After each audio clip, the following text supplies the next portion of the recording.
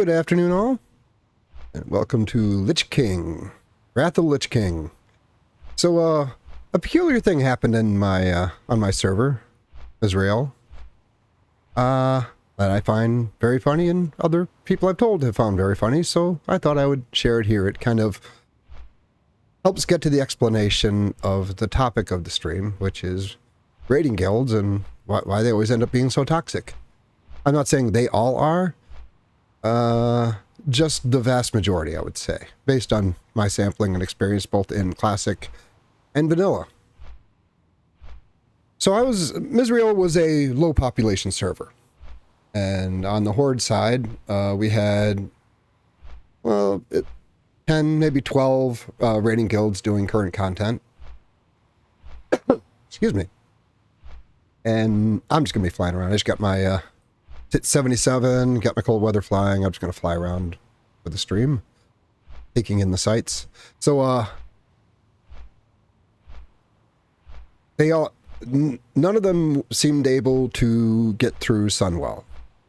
And they were all saying, because looking for group, I'm sure this isn't unique to my server, but looking for group, they were always saying that, you know, the problem is this low population server, there just isn't the player base to do this kind of raiding. And that, you know, if you want to succeed, you're going to have to transfer to a high population server. Now, one might wonder, it's like, okay, if we have like a dozen guilds, aren't there enough people between those guilds that you could form a guild that could do it? But that would require a merger, and that tends to get really ugly for reasons I will explain further into the stream. So the funny part is they all decided that they needed to go to a high population server. And they all pretty much went to one server. What was the name? Like Mancrick or something. And they did this right before pre-patch, which again seems weird. It's like, okay, no one's going to be raiding for a couple months. What's this urgency to switch now? I mean, you actually don't want to be on a high population server when you're trying to level and when there's a expansion being launched. It's kind of counterproductive. And including my guild, they took off. I think they went to a different high population server, but basically the same thing. And I was just wondering, so why don't you just stick around and see how things play out? Because they might offer us free server transfers. They might, you know, offer free transfers to this server. And that's basically what happened. Like all the top Horde guilds, and I'm sure the Alliance probably did something similar, took off to the high population servers. And there just aren't enough players here. Can't successfully raid. Got to go to high population. I'm not sure why they think the ratio. Oh, I can't get into the ratio just yet. That'll come in with the explanation of the Dictator's Handbook. But the funny part is, after they all transferred, Blizzard started announcing, hey, these high population servers, there's going to be big problems. There's going to be huge wait times to log in with the expansion. They can see how many people are coming back to the game. And the bigger the server, the more people would be re-emerging. So they started offering free transfers off the high population servers. And one of the destination sites was Misrael. So shortly before launch of Lich King, had a huge influx of players coming. And a lot of people that are just coming back to the game. The funny thing is, if I read this right, the free transfers were only available to the people who had been on the server a certain amount of time or hadn't transferred recently. So, in essence, the player base they were trying to reach left the servers that they went to and came to the server that they left from, which now they cannot transfer to, for free anyway. And I've seen people posting screenshots of wait times. You get off work, Lich King launched, you go to log into the game, and you're in line behind thousands of people with a wait time 8, 10, 12 hours to get onto the server. And you wonder, what was the massive urgency, even before pre-patch, to leave your server, your low population server, not knowing what Blizzard is going to do? And Blizzard was going to do something. Well, there's a great book I can't recommend more called The Dictator's Handbook. And it will forever change your understanding of foreign policy and particularly foreign aid. There's a lot in there, but essentially every dictator is held up by an inner circle, and you could say an outer circle. Without an inner circle holding them up, their regime will basically collapse, or at least their leadership of the regime will collapse. So you have this inner group that you have to keep happy. Now, that could be, you know, the standard currencies, you know, money, power, but more at the core, it's about status. You keep your inner circle happy by allowing them to demonstrate status over other people. In this sense, it's very much like a guild, in that the reason mergers do not work... how do I say this? I don't want to insult everyone who's an officer in every guild, but the fundamental motivation for having status in a guild is... well, the fundamental motivation for having status is the ability to get away with things that other people can't. At its essence, at its core, status allows you to live by a different set of rules than other people. So the way you pay your inner, you know, the dictator in this analogy is the guild leader, and how you pay your inner circle, which would be like, you know, your officers, is in status. In other words, they get to get away with stuff that the plebs, the non-officer members of the guild, cannot. And this requires a base of plebs in your guild so that the status you're paying your officers with has value. What was happening, at least I think, on my server, is there were not enough people. Essentially, they were being able to abuse the people lower than you in the guild is the currency that you keep your inner circle happy with. And if you do not have those enough of those people at the bottom, the officers or your inner circle start getting very unhappy. And it destabilizes your regime, the guild. This is why mergers don't work. And I did another stream about toxic, a grinding meeting stream a while ago, and where I actually went through the guild that I was in, and there were, 14 co-GMs. They had multiple class officers. Was it like a dozen different raid leaders?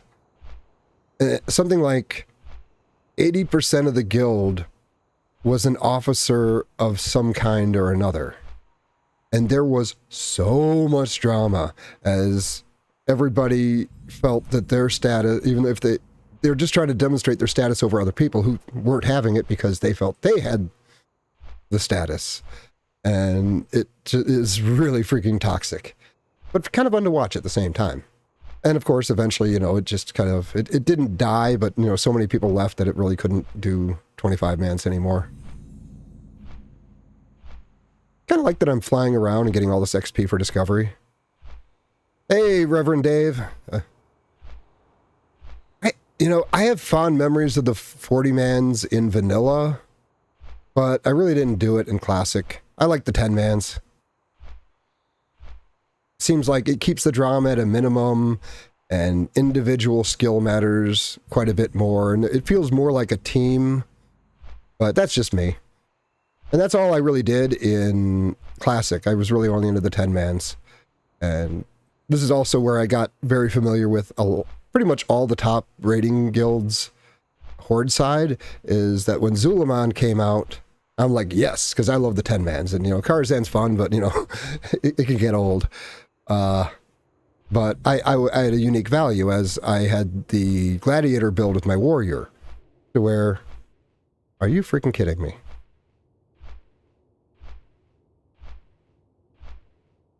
Sorry, my video card is acting like it's getting a little warm. Hold on just a second.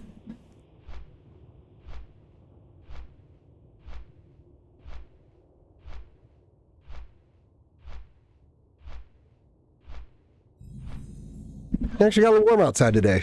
Okay, hopefully that's not getting picked up. Okay. Doesn't appear to be picking up the fan, although it's probably in the background when the noise gate cuts out. Okay, that is too hot. I am very sorry. I gotta step right back.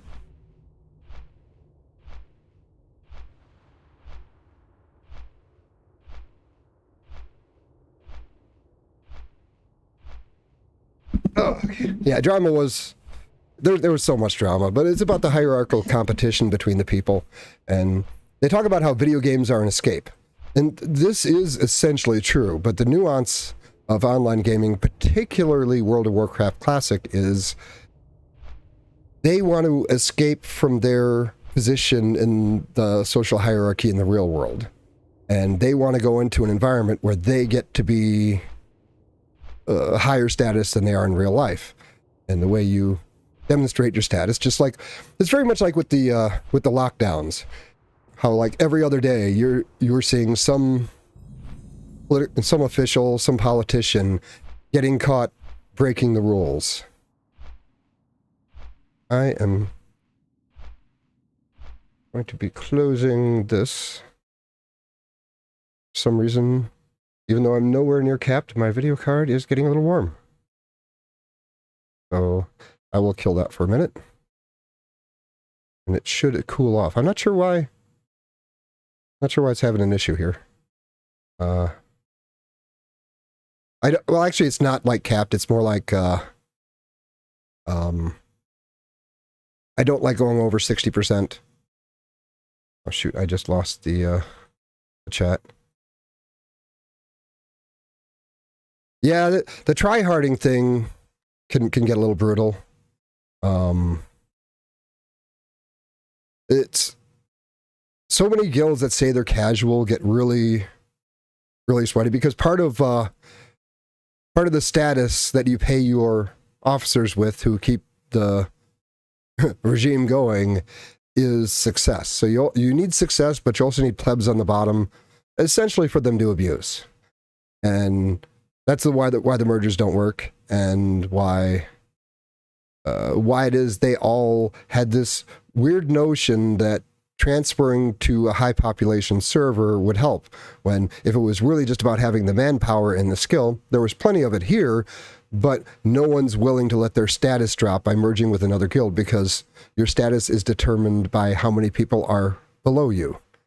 And it's not a move up, it's a move down if you merge with another guild. And I've been through a couple of mergers, and woo!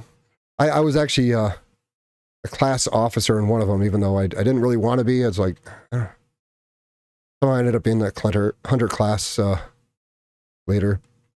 And that officer chat was wild. And people are going in and changing other people's notes to like sarcastic comments, and it got really ugly.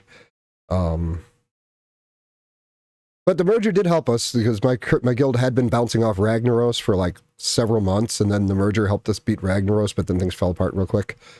There's like a very high elite try-hard guild that merged with ours that wasn't quite that high, but then they felt like they were better than everyone and were trying to take everything over.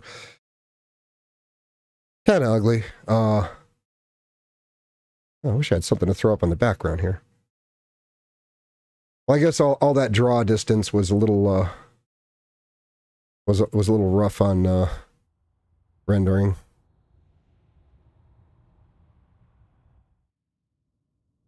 But I did get my cold weather flying, and I managed to hit 1,000 spirit on my smite priest, which is pretty awesome. I bet you it's the snow.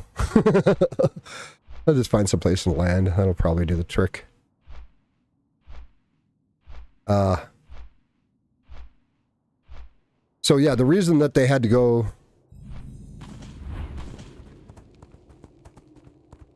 to other servers is because they needed fresh, low-status people to populate the tiers below the officers so that the officers would be above other people, essentially. Let me reopen that. Look at the chat.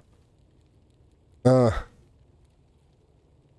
it is just so funny because, like, they tell themselves, hey, we can't succeed because there aren't enough people, which is clearly not true. There are enough people, but there aren't enough people below them. And again, I got to say that the Dictator's Handbook is amazing. Like, foreign aid, like 90-something, maybe even 99% of the time, it's a way to... Okay, if you're kind of in a small country and it's not all that stable and you have seized power, if you get your money through taxes, through economic production, you are somewhat dependent on your population for your revenue.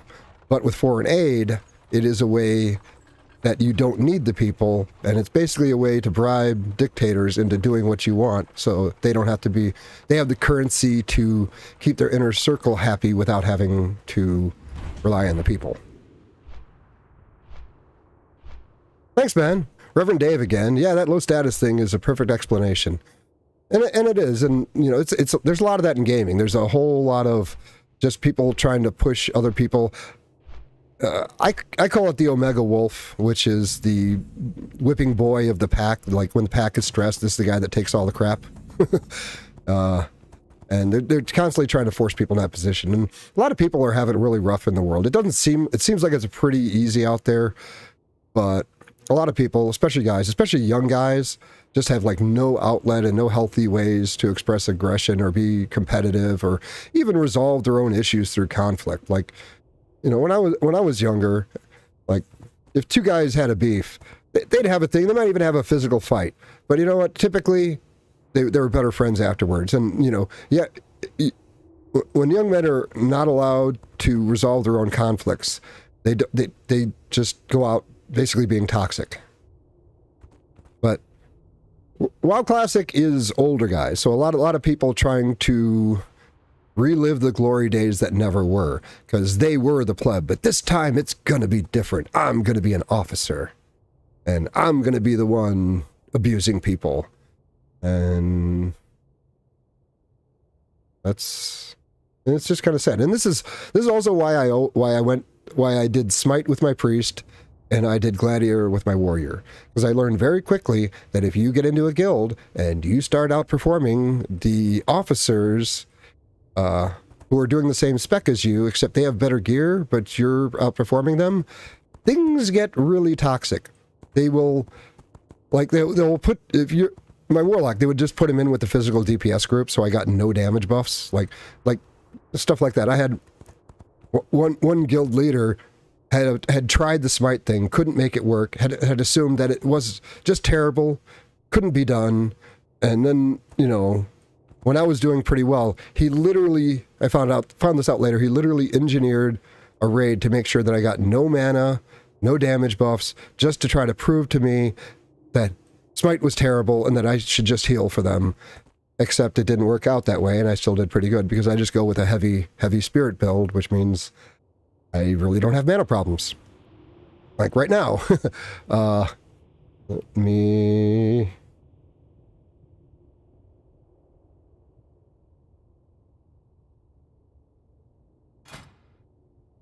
With consumables, I can hit...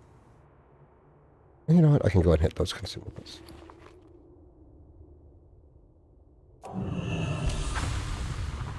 I can hit 1,000 spirit right now. I'm at 77, so it's only going to get better. But at 1,003 spirit, which is 50 mana per second while casting and 100 mana per second while not casting. And when my spirit tap is up, those get doubled. So if I can get a killing blow occasionally, I basically can't run out of mana. But he literally engineered it. And then I was running, what was it?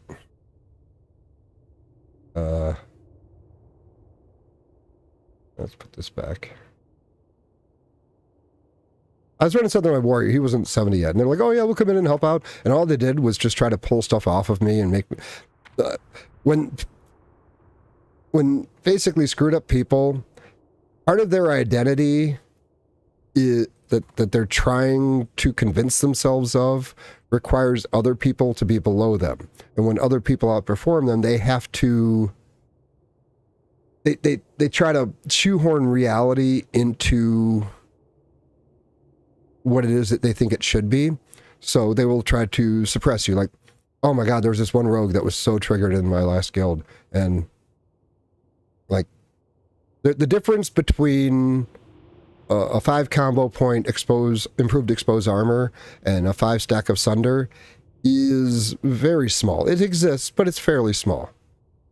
And I had one time it said, hey, you know, if you don't have an improved exposed armor rogue, warrior's almost as good, pretty close.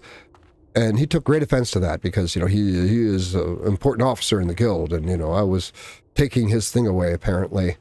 And then we would be in Zulaman. Oh, and that's how I got sidetracked. That's how I got familiar with a lot of the high-end guilds, is because I could DPS really good as an off-tank, better than anybody else you could bring in. Like, I'm pulling 1,000, 1,200 DPS as protection when I'm not off-tanking, and you don't only need an off-tank for a couple of things, so a lot of the guilds really liked having me in there for that. So, I got familiar with a lot of the people.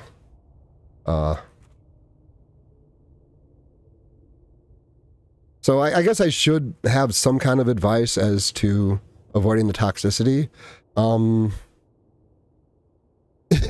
You're not going to want to hear it. So like I said, where I would do Smite and Gladiator, so I wasn't in direct competition with other people. That helped a little. But essentially, don't outshine the master. It's funny, I did commercial printing for many years. And at this one place, I rose through the ranks, to the point where I was a head pressman running, you know, a 4-person crew. And I was doing very well, and I was just trying to put out the best numbers. And their numbers is kind of like a parse. Your make-ready time, how long it takes you to change over from one printing job to the next. Your make-ready waste, how long, because you can't just like start it and it's good right away. The press will not produce, it has to reach a balance, and that can only be achieved at a certain speed. Like, there's a minimum speed before it'll even print properly. And then you have, and this was a full color press, and we were often doing like magazine quality stuff. So you have to get all of the 4 colors aligned. You got to get them lined up to the page. You have to get it folded properly. You have to get all the ink densities to the right levels. And that can take time. So they tracked your make-ready time, your make-ready waste, your run waste, your downtime, which is separate from your make-ready time, and basically there were like 7 categories, and they would post weekly numbers like on the wall. So it was a fairly competitive, almost like a parse in a raid. And when I first started out, I you know, it took me, you know, a few weeks to really, you know, kind of get into the feel of it. But then I started putting out good numbers. And then what I discovered is whenever I, you know, basically had the best numbers for the previous week, little things would start to go wrong. I would come in and there'd just be all these little weird issues that were kind of suspicious. And it was pretty clear that I was essentially getting sabotaged by someone who was unhappy that I was outperforming them. So I took on this other strategy to where you can kind of push your numbers around. Like if you start saving good copies, and then just you go you can convert startup waste into run waste, or run waste into startup waste, and you can have downtime instead of make ready time. You kind of move the numbers around. You're kind of limited. You can only rob Peter to pay Paul so much, but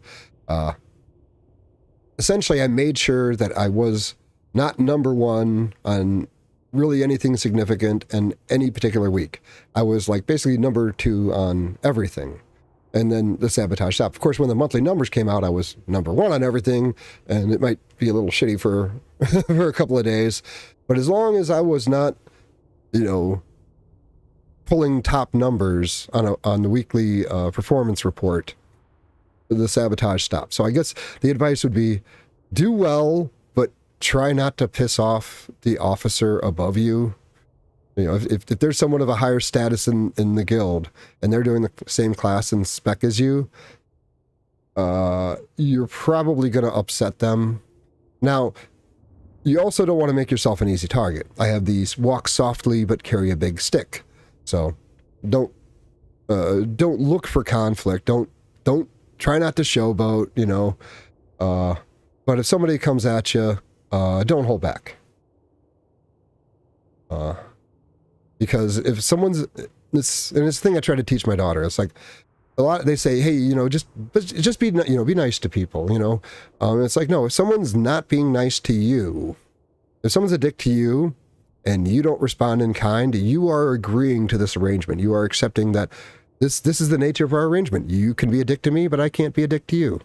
So if somebody actually comes at you, it's best to respond. But that's kind of hard to call, because what's going to happen is people are going to try to feel you out for exerting their status over you, and you don't want to piss them off so much that they decide to focus their efforts on you, but you want to make yourself an unappealing target, so maybe they'll choose somebody else. It was funny, near the end, they didn't want a pug a couple of times in their 25-man, so they asked me to come in and, fill in. And I'm like, okay. And I came in on my protection warrior, my gladiator warrior. And I think the plan was to make fun of me for my low DPS, except that didn't happen.